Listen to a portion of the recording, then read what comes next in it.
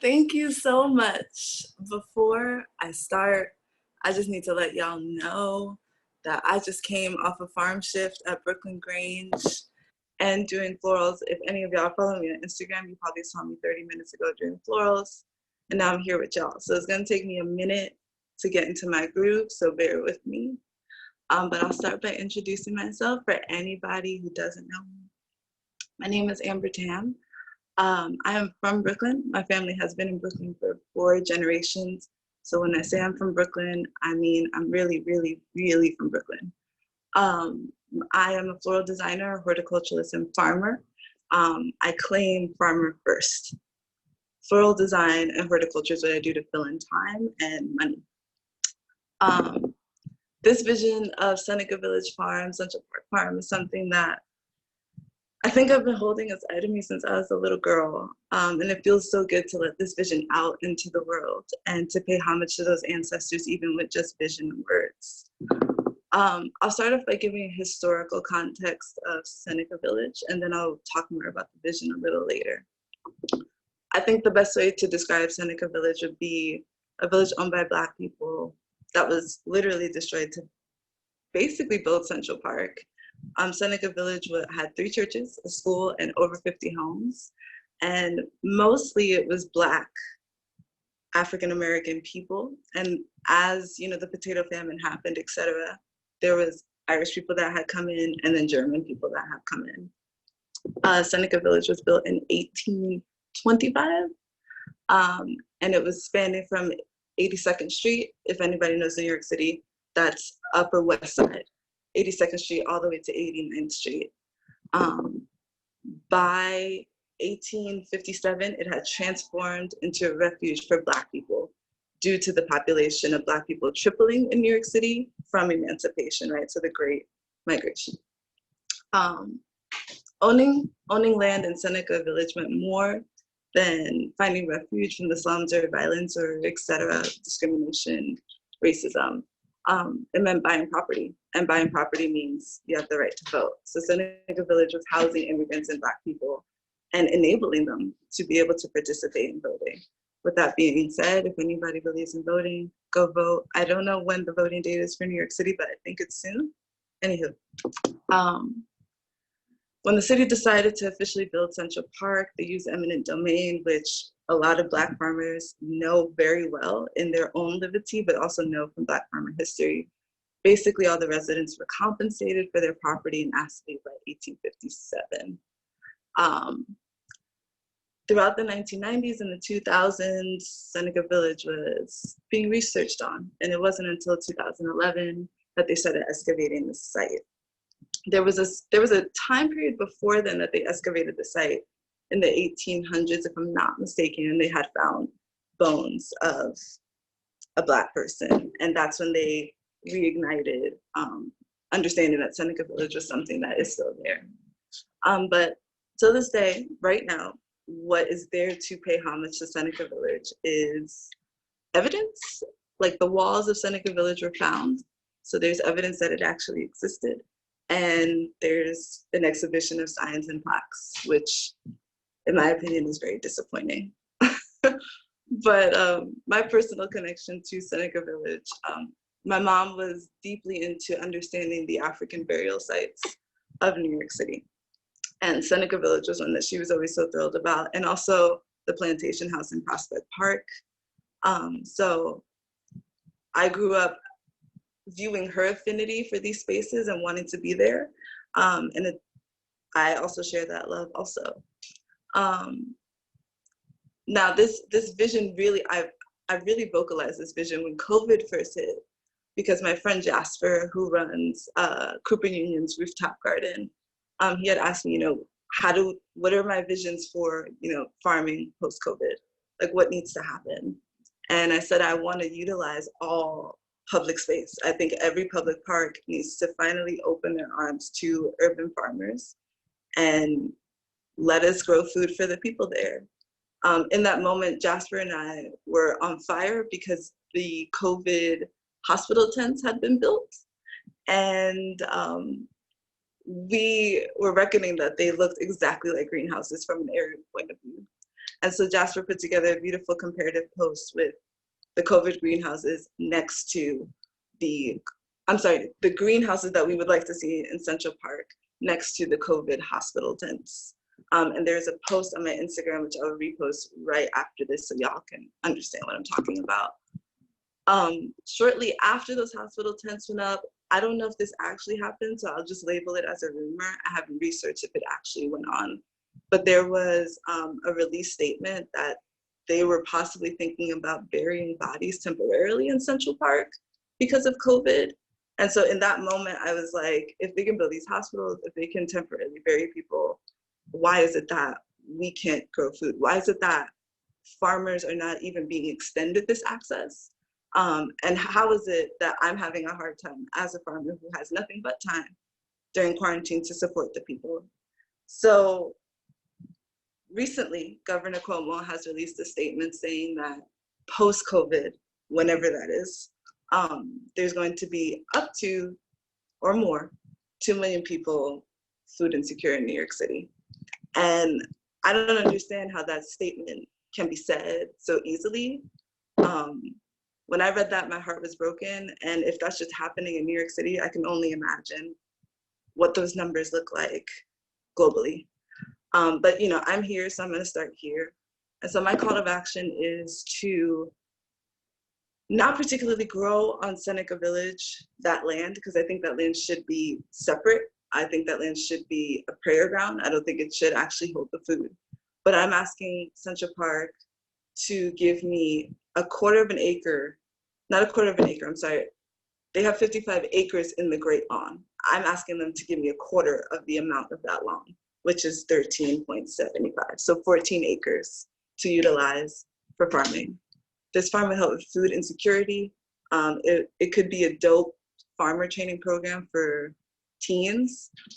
It would give local urban farmers positions in leadership for community and really connecting with their community.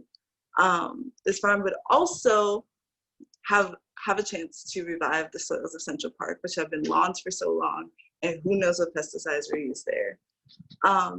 And lastly, I'm asking Central Park for no rent or no lease.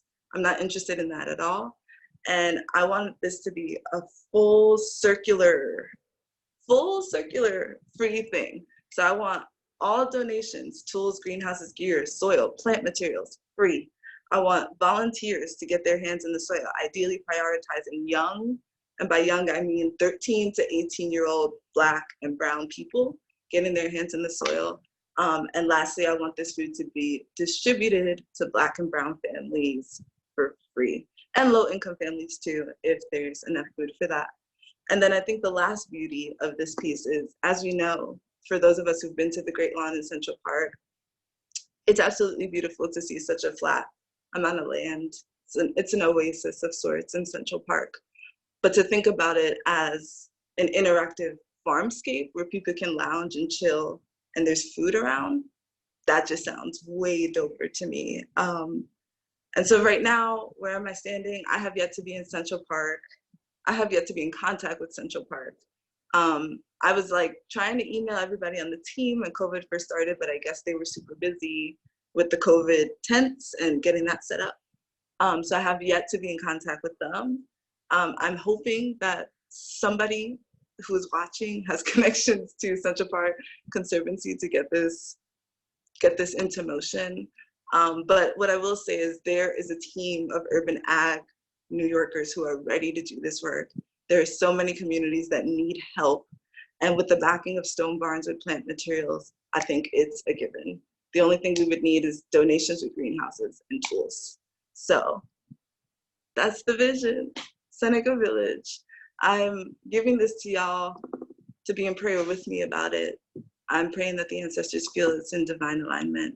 I'm praying that one of the first things I'm able to create, if given access, is a seed garden, and to be able to distribute seeds to people in New York City, just as a form of prayer. Maybe they don't even plant it, but in the Cherokee Nation, I'm Black Cherokee, the one who holds the seeds is always protected. So yeah, that's the goal. That's the first thing I would like to do, to pay homage to Seneca Village ancestors. And pay homage to all of the Black and brown people. Yes, any questions I'm totally open to.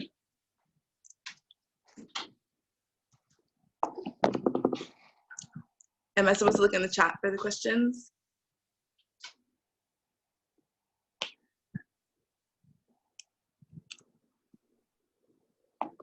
Hey, Sister Amber, how are you? I'm great. Good. So I'm gonna put this out there as a statistic that even 4-H put out, which is like amazing.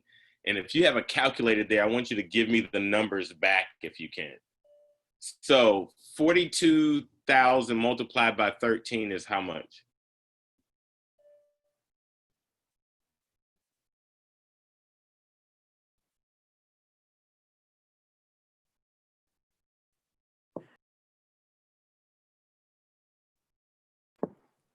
It is over 500,000.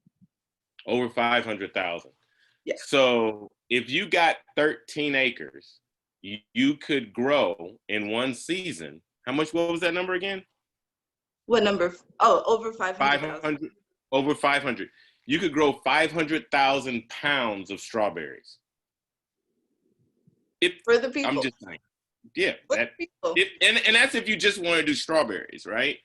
But with 13 acres, you could grow 42,000 pounds of strawberries, 25,400 pounds of potatoes, 11,000 pounds of lettuce, 15,500 pounds of collards, okay? Another 25,000 to 26,000 pounds of sweet potatoes. Turnip greens, you could probably push out another 42,000 pounds. That does not count a quarter of an acre or an acre of onions and an acre of garlic. I would suggest to even put in some ginger and turmeric, and definitely grow some basil, because Leah was like, I just want basil in my life now all the time, and never having it again as pesto. But just the concept that you are putting forward, that is, if I can get this, this is what I can do. I believe that it could happen and will happen, just by hearing your voice right now. I know that there's somebody that's watching this, that's connected to somebody else. Where can we donate? Where can we donate to make this happen? Yeah, before we get into donations, the last thing I want to say is, as a farmer, I've been doing this, I'm a baby, so I'm like walking in the beautiful pathways of, Farmer Jay, who I love and adore, Karen Washington, Leah Penniman. So I've been doing this for only 4 or 5 years. And the frustration that I've had as a young woman with all of these creative ideas, how to grow food, and not being able to execute them because I have to think about yield under somebody else's power, which is normally a white person. I think that these 13 acres could be used to grow things in circular motions, it would really be up to community how they want it to look. It doesn't have to be rows. Like, what does it look like? How does that look? And can we recreate a village of sorts where people chill with food? Just need to say that in closing. But donations. So Instagram community is so wonderful to me. I had spoken about land access, which I do all the time, the other day. And I was explaining that being a farmer doesn't equate to being a landowner and doesn't equate to being a farm business owner. The most asked questions I get on my Instagram is, what's the name of your farm? And I do not have a farm. I am just a farmer who farms for other people's farm businesses or their land. So just due to community on Instagram pushing me to do this, I just released a farm fund, and I'm super, super, super, and so much gratitude on this day to announce that we are now at 75,000, and my goal is 100,000, and that's been in 3 days. So I'm overjoyed. But yeah, the farm link that's up there, and then my Venmo is Amber Tamm. Okay. Everybody see that? Follow, support. Let's get Seneca up. Let's get those 13.7 acres. If I was you, I'd go for the whole 40 acres and a mule. But that's just me. You know, I'm just asking for a lot. You know, I won't sit all. But I will say this. I have watched Everybody Today, and my sister always, and anytime I do something, my sister always sends me this quote, and it's suddenly all my ancestors are behind me. Be still, they say. Watch and listen. You are the result of the love of thousands. Amber, Queen Quet, I want y'all two to know, because it was you all were opening and closing, that you all wrapped us all around our ancestors and have pushed us to realize that we need to do better and that we're going to do better. I feel not only grateful, but blessed that this many people have come in and have connected with us and are doing some things. And on that note, if you all could just hold one quick second, I got to get something to read as a closing statement.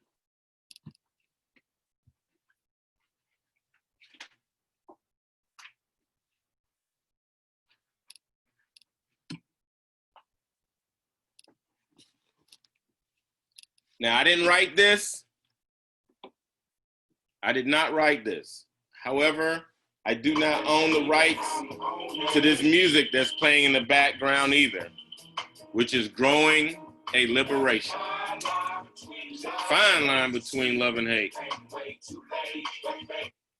So in 1965, James Baldwin wrote this to his nephew.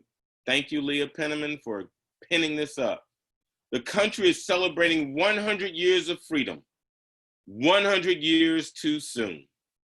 In the 55 years since, as anyone with eyes can see from the storm which continues to rage about our heads, very little has changed.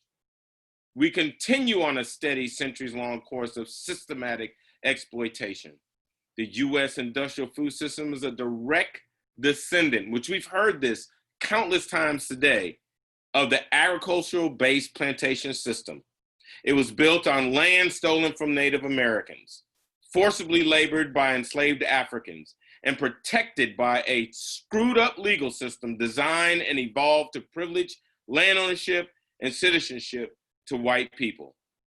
Over the last 100 years, Black farmers have lost over 90% of their farmland.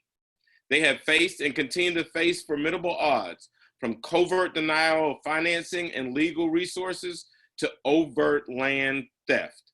And yet, Black farming in the U.S. persists and continues to grow food to nourish our communities, despite the systems constructed to destabilize. How do we create a clear alternative to the current conventional industrial agriculture? We just did it today. We did it today. And we did it in order to decompose the existing conventional system based in land theft, enslavement, and white supremacy. We must build and adopt a new one. This is what we are doing: building and adopting, rethinking, one that generates as much land as conventional agriculture degrades, a new system that creates the political pressure necessary to redefine our food system so conventional industrial agriculture may go extinct. This new system, as we see it, will be recognized by three defining features: advanced BIPOC land ownership.